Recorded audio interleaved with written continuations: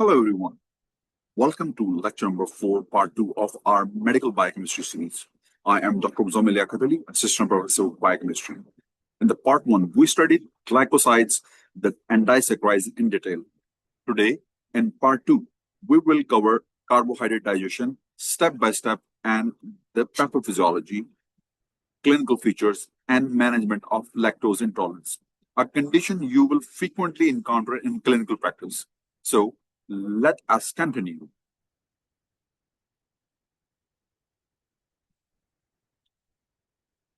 Let's start with the overview of carbohydrate digestion. Dietary carbohydrates must be broken down into monosaccharides for absorption. Large saccharide or large starch molecules require extensive hydrolysis. Disaccharides needs to be cleaved once, and free monosaccharides require no further digestion. The process is highly coordinated and enzyme specific.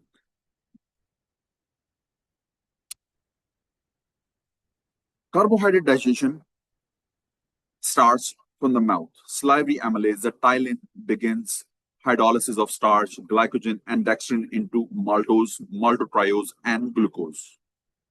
And the stomach. The stomach has no specific enzyme for carbohydrates. Gastric acid causes only minor breakdown. Next is the duodenum and small intestine. This is where most digestion occurs. Pancreatic amylase continues starch breakdown. Brush water enzymes on the intestinal cell complete the process. For example, maltase splits maltose into two glucose molecules. Sucrase splits sucrose into glucose and fructose.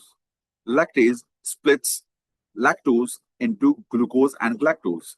Isomaltase handles alpha 1,6 branch points.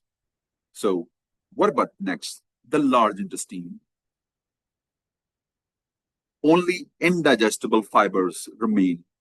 They attract water, soften stool, and are fermented by bacteria into short chain fatty acid, gas, and water only.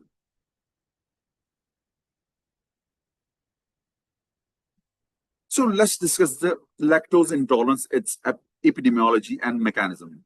Lactose deficiency or lactase deficiency, lactose non-persistence, or the lactase non-persistence rate, affects more than half of the world's adult population. It is particularly common, up to 90%, in people of African, Asian, and Native African descent, while less common in Northern Europe population.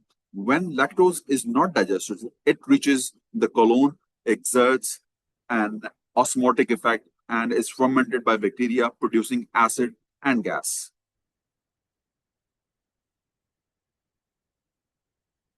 What about the clinical feature of lactose intolerance? Symptoms appear after consuming milk or dairy products and include abdominal bloating, cramping, flatulence, and watery diarrhea.